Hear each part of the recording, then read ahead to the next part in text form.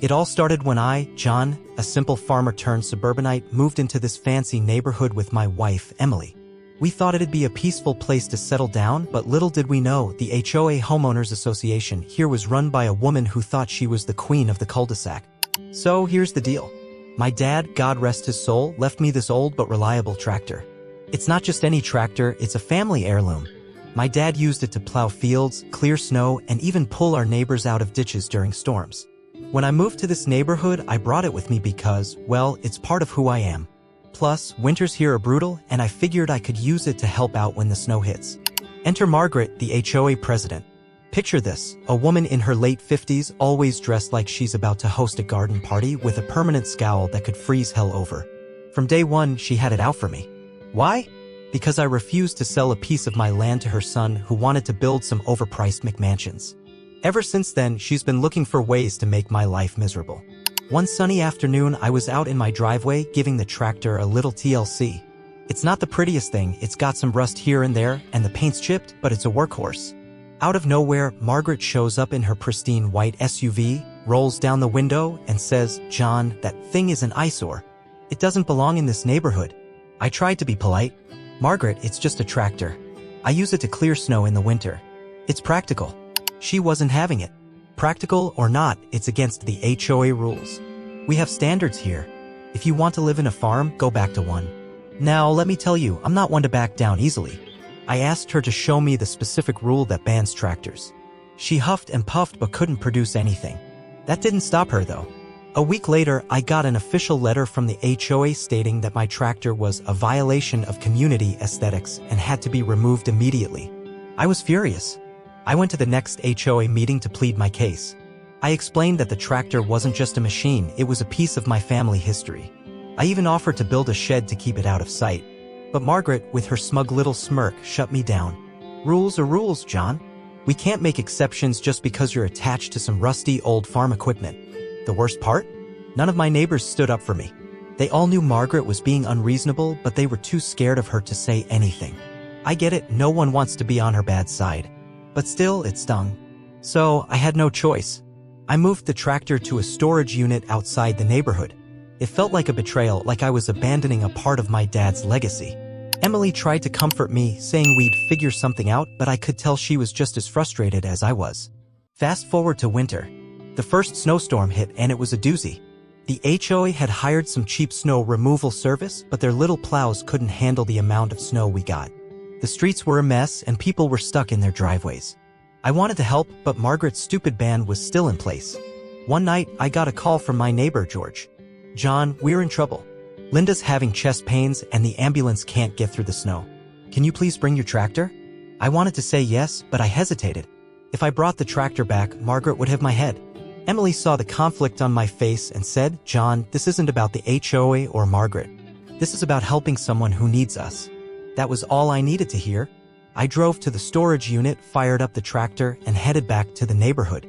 The look on people's faces as I plowed through the snow was priceless. For the first time in months, I felt like I was doing something right. But of course, Margaret had to ruin it.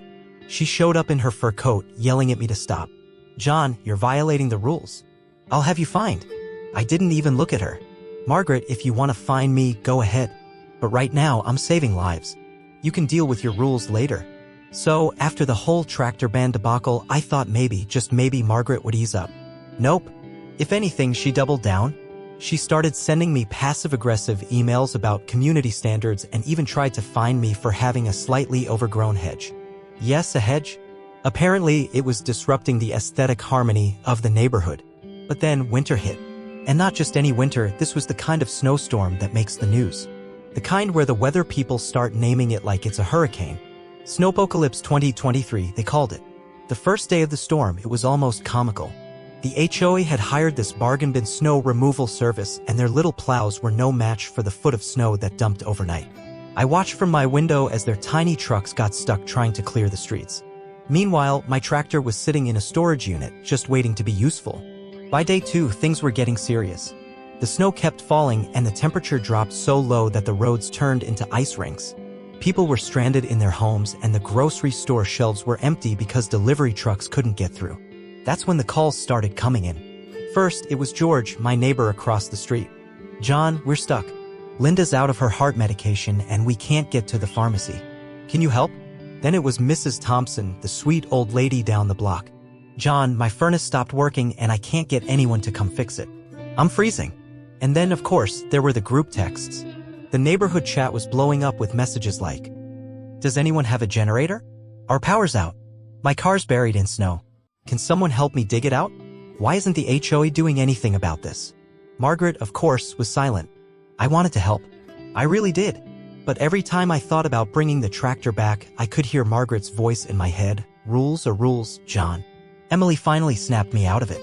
John, this isn't about Margaret or the HOA. This is about doing the right thing. People need us. So I made the decision. I drove to the storage unit, fired up the tractor, and headed back to the neighborhood. The moment I rolled in, it was like a scene from a movie. People were waving from their windows, kids were cheering, and even the dogs were barking like crazy. I started with George's house. I plowed his driveway and then helped him dig out his car. Next, I cleared a path to Mrs. Thompson's house so the repair guy could get to her furnace. By the time I was done, I had a little convoy of neighbors following me around, shoveling and salting the roads. It was chaos, but it was the good kind of chaos.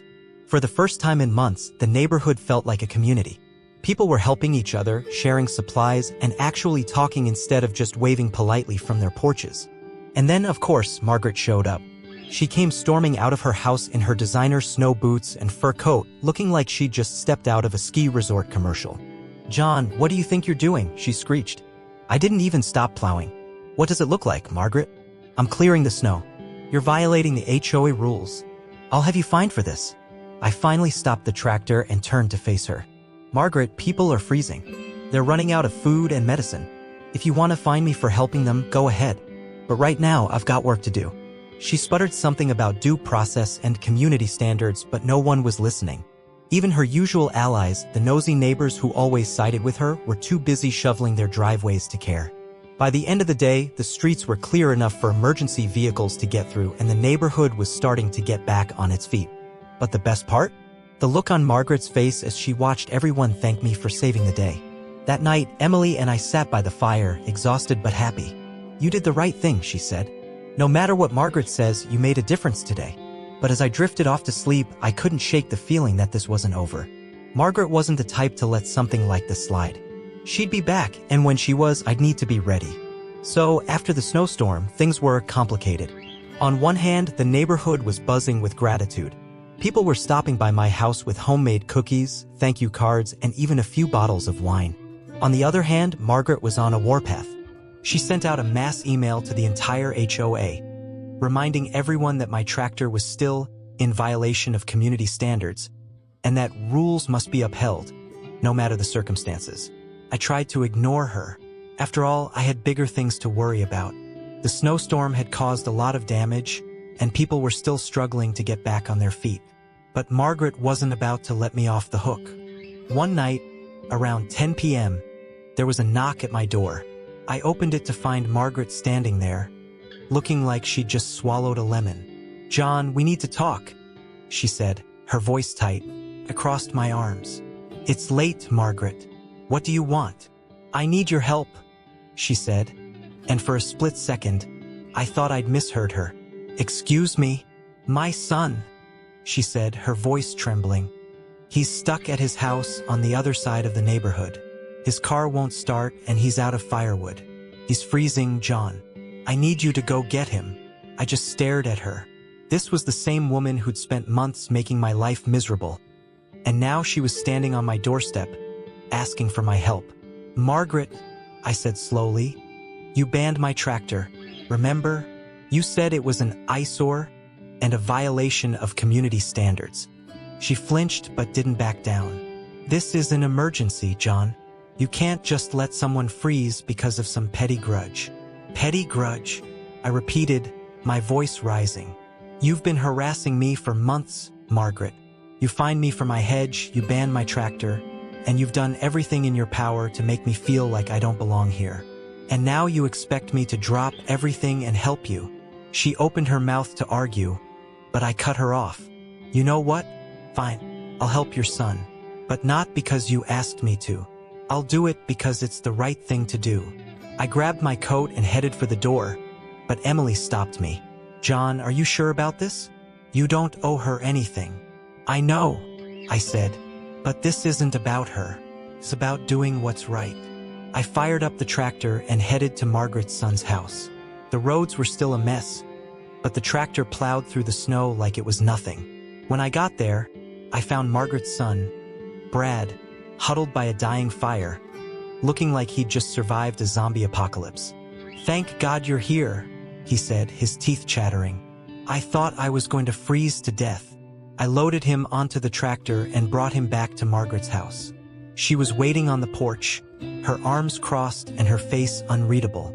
"Thank you," she said stiffly as Brad climbed off the tractor. "You're welcome," I said, turning to leave. "Wait," she called after me. "John, I owe you an apology." I stopped in my tracks. This was the last thing I expected to hear from Margaret. "I was wrong," she said, her voice barely above a whisper. "About the tractor, about the rules, about everything. I let my personal feelings cloud my judgment, and I put this neighborhood at risk because of it." I didn't know what to say. Margaret admitting she was wrong? This was like seeing a unicorn. "I'll call an emergency HOA meeting tomorrow," she continued. "We'll vote to lift the ban on your tractor, and I'll step down as president. It's clear I'm not fit for the role." I nodded, still too stunned to speak. "Thank you, John," she said again, "for everything." I drove home in a daze, my mind racing. When I walked through the door, Emily took one look at me and knew something had happened. "What did she say?" she asked. "She apologized," I said, still processing it. "And she's stepping down as HOA president." Emily's eyes widened. "Wow, I didn't think she had it in her." "Me neither," I admitted. The next day, Margaret kept her word. She called an emergency HOA meeting and proposed lifting the ban on my tractor. The vote was unanimous. Even the neighbors who'd always sided with her were ready to move on. As for Margaret, she kept a low profile after that. She didn't show up to the next few HOA meetings, and eventually, she moved out of the neighborhood altogether. Rumor has it she's living in a condo downtown, far away from snowstorms and tractors. After Margaret stepped down as HOA president, the neighborhood underwent a transformation. It was like a dark cloud had lifted, and suddenly, everyone remembered how to be decent human beings. The new HOA board, which I was strongly encouraged to join, thanks, George, decided to focus on what really mattered: making our community a better place to live. First order of business? Officially designating my tractor as a community resource. That's right, my rusty old workhorse was now an official part of the neighborhood's emergency preparedness plan.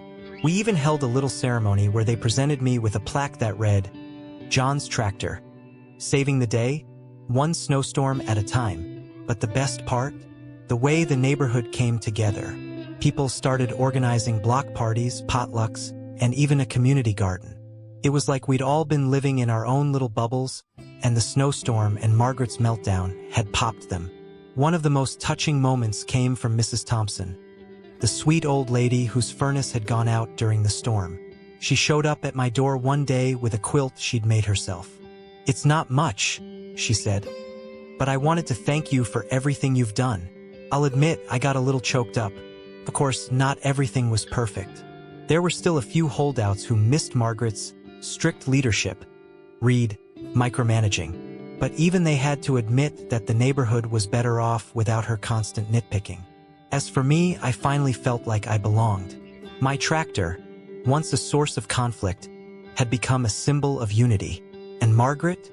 Well, let's just say she became the cautionary tale we all needed. Every time someone started getting a little too entitled, all we had to say was, "Don't pull a Margaret," and they'd back off. But the story doesn't end there. Remember how I mentioned that my tractor was a family heirloom? Well, I decided to pass it on. My son, Liam, had been begging me to teach him how to drive it, and after the snowstorm, I finally gave in. Watching him behind the wheel, grinning from ear to ear, I knew my dad would have been proud. So what's the moral of the story? Sometimes standing up for what's right means breaking the rules. Sometimes, the people who seem the most entitled are the ones who need a little humility the most. And sometimes, a rusty old tractor can bring a community together in ways you'd never expect. If you enjoyed this wild ride of HOA drama, snowstorms, and tractor heroics, don't forget to like, share, and subscribe. Let's get this story trending so everyone can learn the importance of standing up to entitled people and doing what's right. And hey, if you've got your own HOA horror stories or tales of unexpected heroes, drop them in the comments below. Let's keep the conversation going.